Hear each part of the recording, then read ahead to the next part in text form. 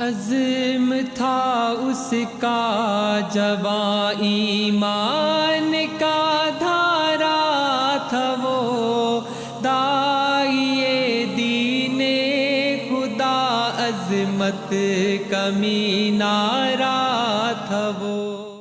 والصلاة والسلام على اشرف الانبیاء وسید المرسلین نبینا وحبیبنا وقرۃ اعیننا یا مولانا یا ارحم الراحمین۔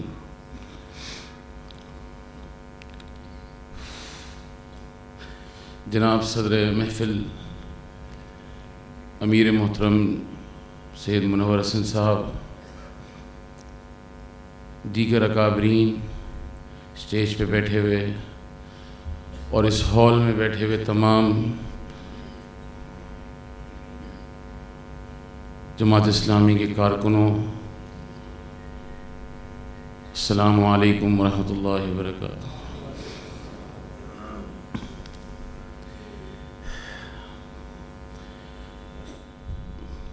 قاضی صاحب رحمۃ اللہ علیہ اور پروفیسر غفور صاحب رحمۃ اللہ علیہ یہ وہ شخصیات ہیں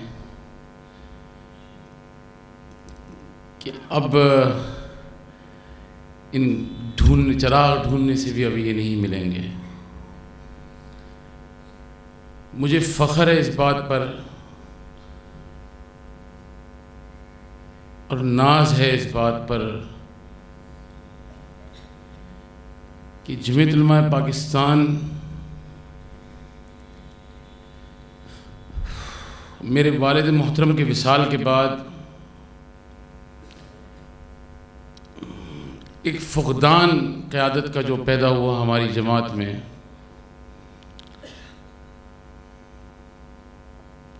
اس فقدان کو نہ کبھی کوئی پورا کر سکے گا نہ کرے گا۔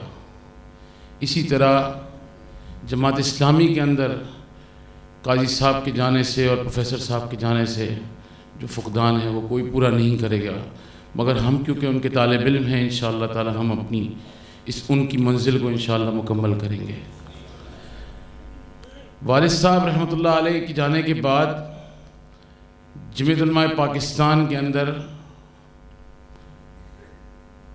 وہ قوت اس طرح نہ رہی جس طرح موجود تھی میرے والد کے جانے سے پہلے۔ اور جس بات کا میں آپ سے ذکر کرنا چاہتا ہوں کہ جس چیز پہ مجھے ناز اور فخر ہے، ان کے وصال کے بعد میری ان گنت نشستیں قاضی صاحب رحمۃ اللہ علیہ کے ساتھ ہوئیں، اور بہت سے پہلو ایسے آئے اس دوران، اس 8-9 سال کے اندر، جہاں میں سمجھتا ہوں اپنے آپ کو بڑا کمزور محسوس کیا میں نے۔ یہ بات مجھے آپ سے کہنی چاہیے نہیں، مگر اصولی طور پہ اب وہ اس دنیا میں نہیں ہیں، میں نے ان سے کہی تھی، ان کی خدمت میں عرض بھی کیا تھا۔ بعد میں کافی عرصے کے بعد میں تسلسل کے ساتھ ان کے ساتھ مشاورت میں رہتا تھا۔ میں جس وقت جماعت کے باہر تھا اپنی ہی جمعیت علماء پاکستان کے اندر اور اتنا فعال نہیں تھا، مجھ کو فعال کرنے کے اندر جو تربیت اور مشاورت جتنی بھی میں نے کی وہ قاضی صاحب رحمۃ اللہ علیہ سے کی۔ میرے والد کے وصال کے بعد مجھے کبھی یاد نہیں پڑتا کہ میں نے ان کو فون کیا اور ان کو یہ یاد دہانی کے لیے کہ قاضی صاحب والد صاحب کا برسی اس تاریخ کو ہے، آپ نے اس بس آپ اس کی فکر چھوڑ دیں، میں حاضر ہو جاؤں گا۔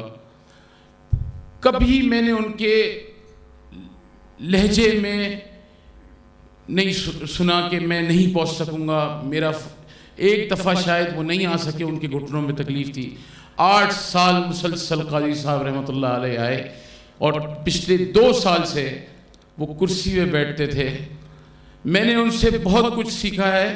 میں اس کی چھوٹی سی مثال دے دوں گا آپ کو۔ میں ایک جلسے میں وہاں موجود تھا اور قاضی صاحب بھی میرے ساتھ موجود تھے۔ میں نے کہا محترم یہاں گرمی بہت ہے، آپ کو میں پانی لا کے دے دیتا ہوں. میں پانی لے کے گیا اور میں پانی لے کے آیا. پانی لا کے میں نے ان کو دیا اور میں نے ان کی خدمت میں پانی سامنے رکھا, بوتل کھولی. انہوں نے مجھے فوراً کہا آپ اس کو ہٹا دیجئے یہاں سے. میری ذہن میں نہیں آیا. میں نے کہا میں نے شاید گلاس میں نہیں دیا ہے یا میں نے کوئی گستاخی کر دی, کیونکہ ادباً میں نے ان کے نیچے ہاتھ رکھ کے میں نے ان کو دیا. میں ان کی میرے پاس اصل میں الفاظوں کا ذخیرہ ان کے لیے نہیں ہے اور نہ میں جمع کر سکتا ہوں. میں ان کی جو سوچ تھی میرے ذہن سے آج بھی نہیں نکلتی, اور خدا آپ کو میں قسمیاں کھا کے آپ کو یہ کہتا ہوں کہ میں نے اگر اپنے والد کے بعد کسی شخص کو سنت پہ عمل کرتے ہوئے دیکھا ہے, دین کے اوپر عمل کرتے ہوئے دیکھا ہے, تو وہ قاضی صاحب رحمۃ اللہ علیہ تھے. میں نے پانی پیش کیا, انہوں نے مجھے کہا آپ اس کو یہاں سے ہٹا دیجئے.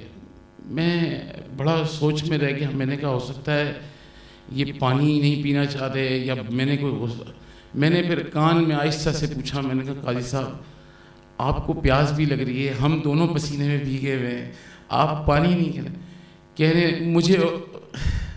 مجھے انہوں نے فرمایا کہ میں پانی کیسے پی سکتا ہوں, یہاں جو ہزاروں کا مجمع ہے وہ پیاسا ہے اور میں اپنے حلق سے پانی اتاروں. مطلب اس سوچ کا آدمی آپ کہاں سے لائیں گے؟ نہیں آ سکتا کوئی آدمی. جس طرح جمعیت علماء پاکستان میں مولانا شاہ احمد نورانی نہیں ہے, اس طرح جماعت اسلامی میں اب قاضی حسین احمد اور غفور احمد صاحب نہیں ہوں گے. یہ ایک طے شدہ بات ہے. میں پشاور تشریف لے گیا گھر پہ. میں نے ان کو فون فرمایا, میں نے کہا میں پشاور آیا ہوں, میں آپ کے پاس آنا چاہتا ہوں آدھے گھنٹے کے لیے. مجھے یہ نہیں کہا کہ میں بیمار ہوں اور میرے یہاں وائر لگا ہوا ہے, اینجیوگرافی ہو رہی ہے میری, آپ آ جائیں شاید, آپ آ جائیں فوراً تشریف لے آئیں. میں نے کہا اچھا ٹھیک ہے. میں اور صاحبزادہ عتیق الرحمان آزاد کشمیر ڈھانگری شریف ہم وہاں تشریف لے گئے گھر پہ. میں نے وہاں جو صاحب موجود تھے ان کو بتایا, انہوں نے فوراً مجھے اندر لے گئے اور کھانے کی ٹیبل تیار پڑی ہوئی تھی. میں نے کہا قاضی صاحب کھائیں, بس وہ 2 منٹ میں آ رہے ہیں, وہ 2 منٹ میں آ رہے ہیں.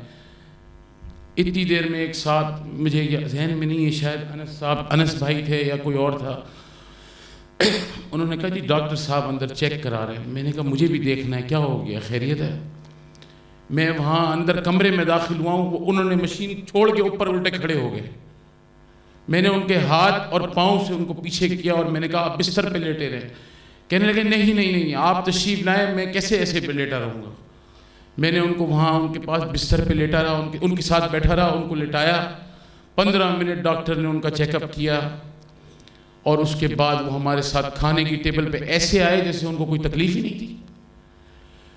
یہ لوگ اب اس دنیا میں اس قسم کے لوگ اب ہمارے پاس نہیں ہیں.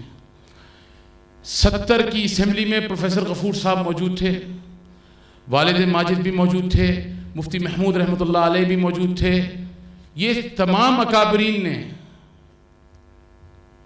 آپ کو یہ آئین جو پاکستان کا بنا کے دیا, جس کا نام آج ہم فخر سے کہتے ہیں اسلامی جمہوریہ پاکستان, یہ ہمارے اور آپ کے بزرگوں کا بنایا ہوا ہے.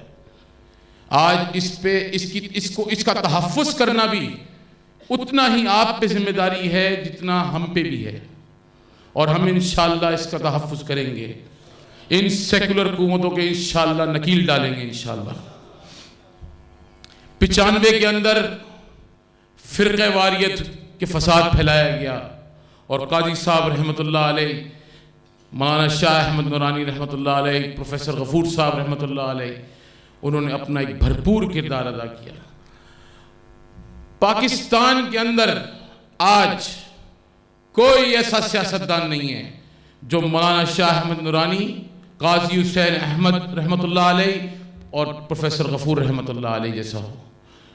اس کی سب سے بڑی آپ وجہ دیکھیں, یہ تینوں اکابرین جب کراچی کے اندر ایک آواز میں یا پورے پاکستان میں ان کا ایک بیان آتا تھا تو بڑے بڑے غاصب اور عامر ان کی کرسیوں میں لرزہ طاری ہو جاتا تھا. ایک بیان، چاہے وہ قاضی صاحب کی طرف سے آئے، چاہے وہ مولانا شاہ احمد نورانی رحمۃ اللہ علیہ کی طرف سے آئے، چاہے وہ کراچی سے غفور صاحب بھیجیں، وہ ایک بیان پورے پاکستان کے جرنیلوں پہ، غاصبوں پہ، عامروں پہ اور این جی اوز اور سیکولر قوتوں کے اوپر ایک لرزہ طاری کر دیتا. آج ہم میں سے کوئی بھی ایسا شخص نہیں ہے کہ ہمارے بیان سے کسی کو خوف طاری ہو.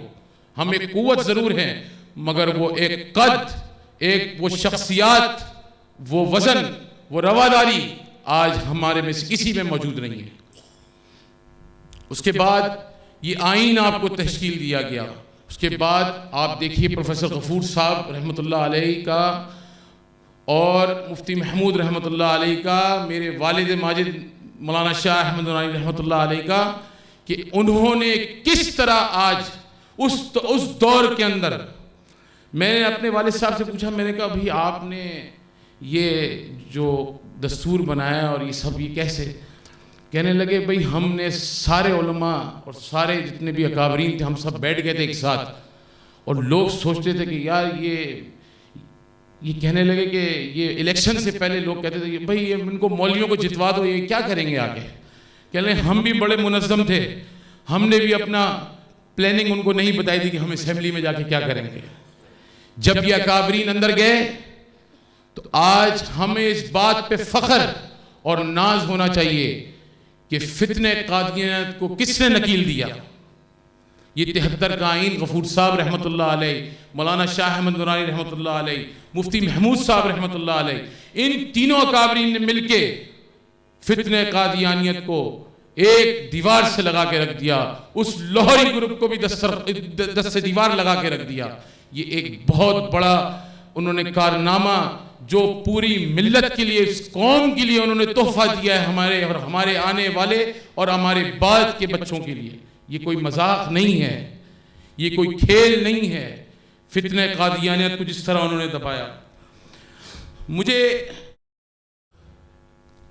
ایک اور چیز بھی میں آپ کو خدمت میں پیش کروں کہ 11 دسمبر کو 2011 کو لقمان بھائی بھی وہاں موجود تھے، ہم الحمرہ ہال میں تھے اور تعزیتی پروگرام تھا میرے والد ماجد کی یاد میں.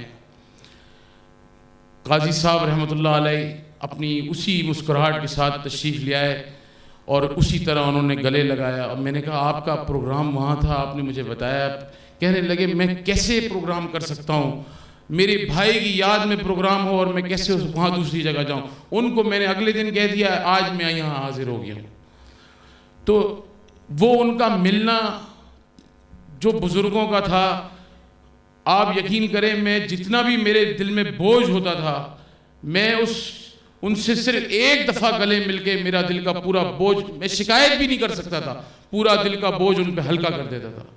ان کا نام سن کے، اور یہ جو انس بھائی نے ہمارے نغمہ پڑھا ہے، یہ نام، یہ نغمہ یہ سن کے ایک عجیب ان کی آواز سن کے مجھے یقین نہیں آتا کہ ہم واقعی میں وہ آج ہمارے ہاں موجود نہیں ہیں. مگر اللہ تعالیٰ ہمیں ان اکابرین کی اور ہمیں اپنے بزرگوں کی قدر کرنا نصیب کرے.